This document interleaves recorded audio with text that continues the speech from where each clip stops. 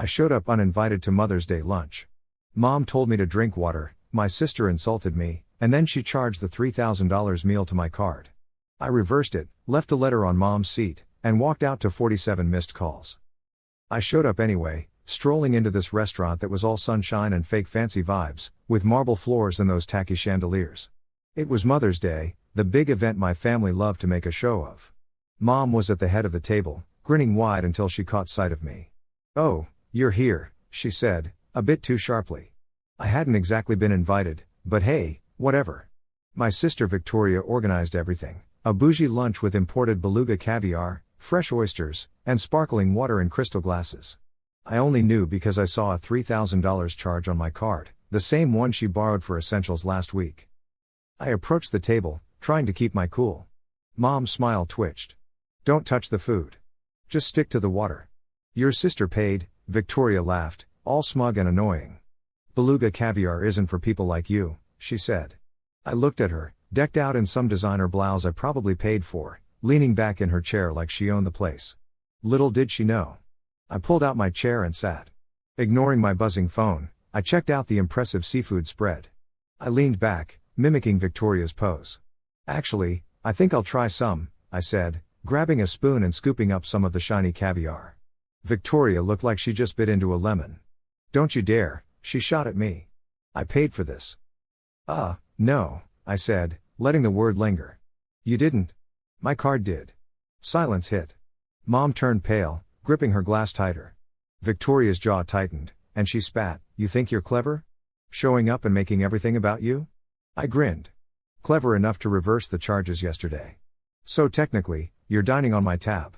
Her face went red with splotches of anger. "You wouldn't dare." "Oh, I would," I said, taking another bite. "And guess what? That's not all." I slid an envelope to Mom. She opened it, eyes widening at the vacation cancellation confirmation. Her hand shook. "No," she whispered.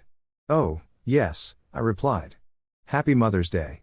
Suddenly, my parrot Ronnie shouted, "Call the lawyer," causing a stir at the table. Some guests gawked, while others tried not to laugh.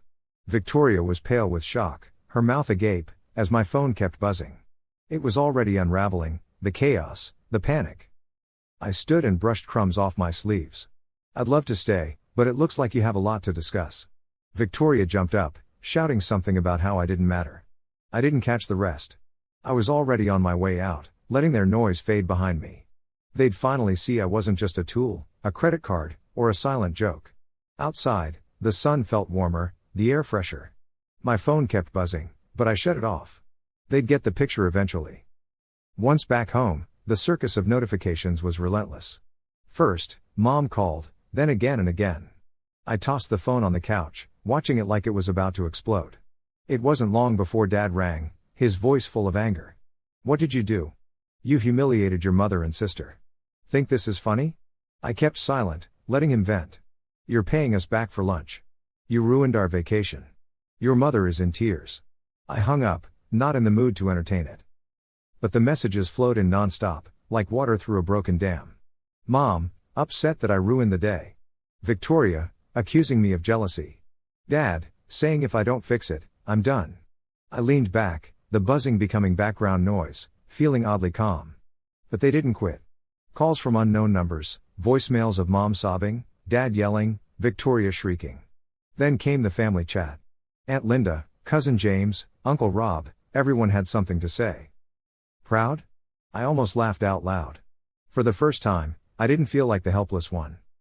You know how I used to be the kind of fool who'd crawl back, apologize, and clean up everyone else's mess? Well, not anymore. So, there I was, sitting at the table while my phone buzzed away with messages I didn't want to deal with.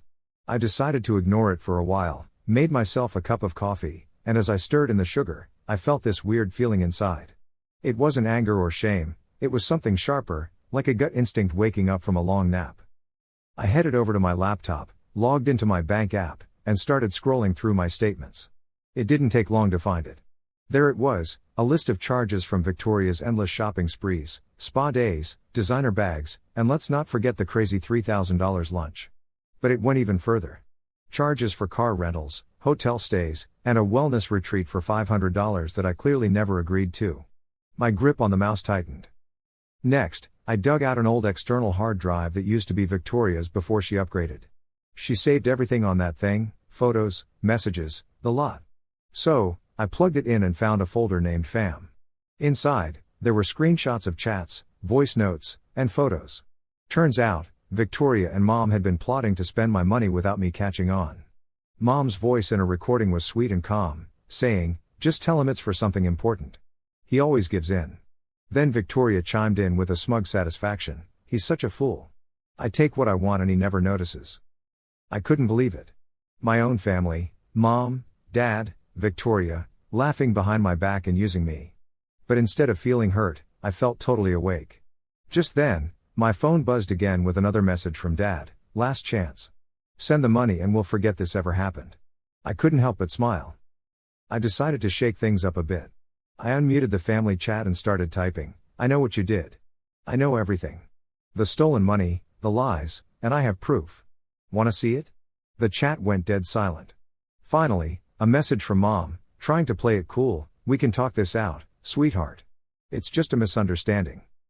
"No," I replied, "it's not, but you'll understand soon." Then, I went back to organizing all the evidence, those screenshots and voice notes, a neat little folder of betrayal. My phone rang again. It was Dad. I let it ring out, feeling this icy determination in my chest. If they wanted to play games, I was ready to show them how it's done. Didn't take long before there was a knock, and there they were, Mom, Dad, and Victoria. I took a deep breath and opened the door. Mom tried to put on a concerned face, Dad looked like he was gearing up for an argument, and Victoria? She just looked like she'd rather be anywhere else. "Come on in," I said, staying calm. They squeezed onto the couch, looking like a jury about to pass judgment. Dad started, "Let's not waste time. You need to apologize for that scene you caused. You embarrassed us." I leaned back against the kitchen counter. "I embarrassed you?" I pulled out the bank statements and tossed them on the table. "Recognize these?" Mom's eyes darted to Victoria, who tried to play innocent. "Those are my transactions," she mumbled. "No, Victoria," I shot back, "they were my transactions on my card. Your spa days, designer bags, getaways, all on me. Did you actually think I wouldn't notice?" "It was an accident," she snapped. "I thought it was my card. Honest mistake." I smiled, cold and sharp. "Ronnie, what do we think of that?" "Our bird, Ronnie, squawked from his perch, liar. Liar. Caught you now." Victoria hissed, "Shut that stupid bird up." "I think he's telling the truth," I replied. "And it's about time we all were." I pulled out another folder with those screenshots of her chats with Mom. The ones planning to use my card, with Mom reassuring her, "He won't notice. And even if he does, he won't do anything." Mom went pale. "That was just. We were joking," she stammered. "Joking?" I echoed, letting it linger. "Ronnie, was it a joke?" "Joke? No scam." Ronnie piped up, his voice slicing through the awkward silence.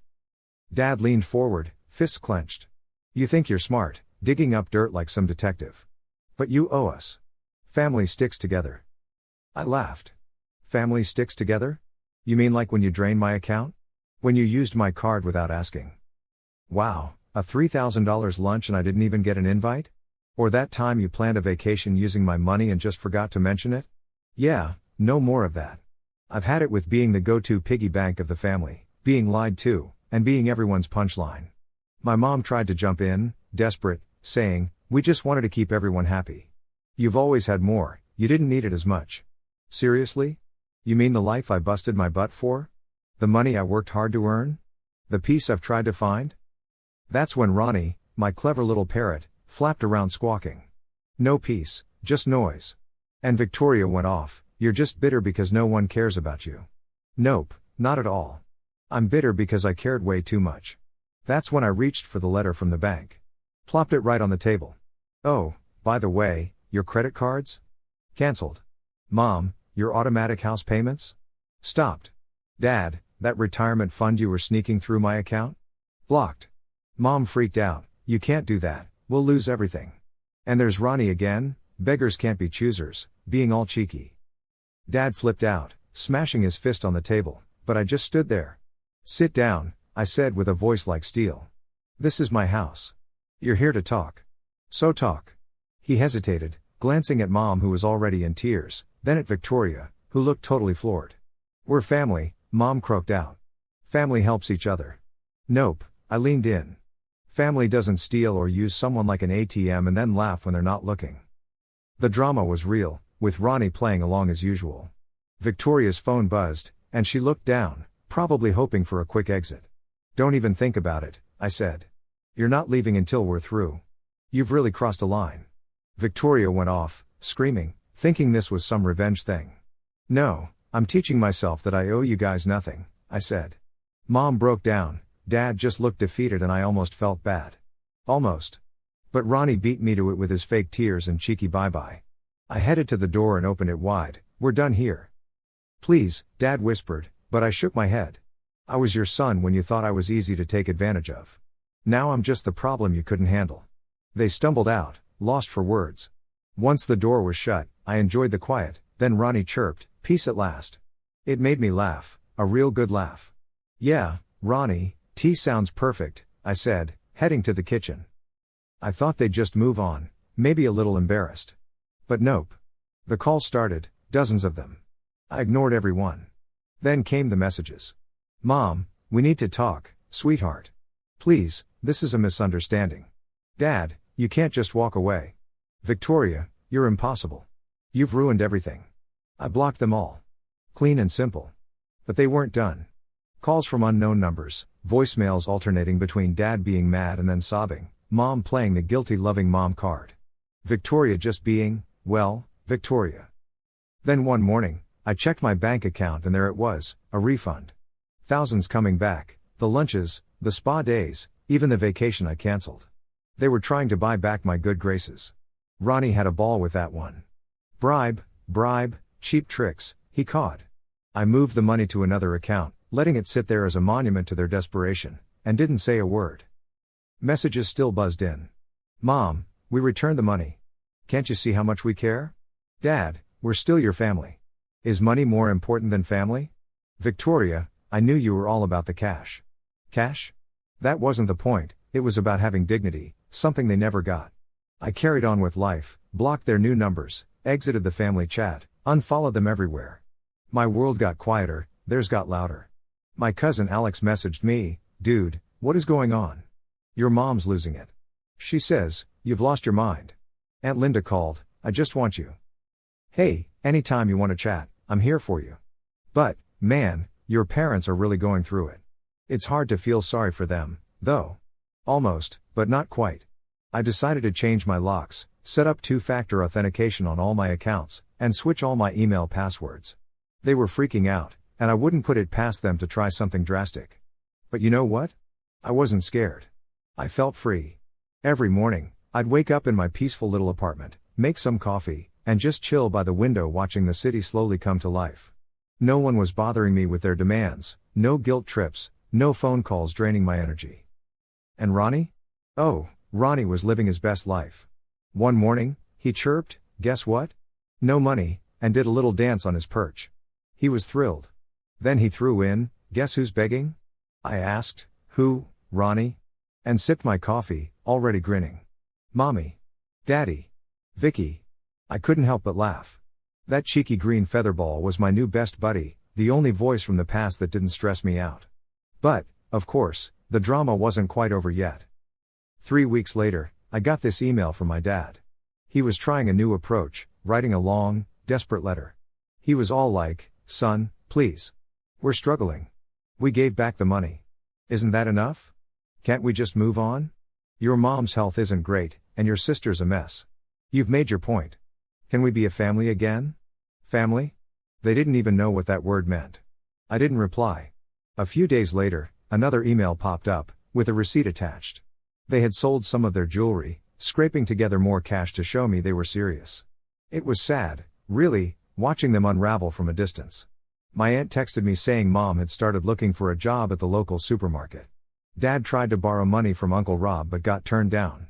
Victoria was calling up her friends, trying to find someone to lend her money. But the juiciest part? They were all fighting each other. Mom blamed Dad for everything, Dad blamed Victoria for pushing him too far, and Victoria said they were all losers without my money. It was poetic justice. Then there was Jacob, an old high school buddy, who messaged me on a rainy afternoon. "Hey, heard about the family stuff.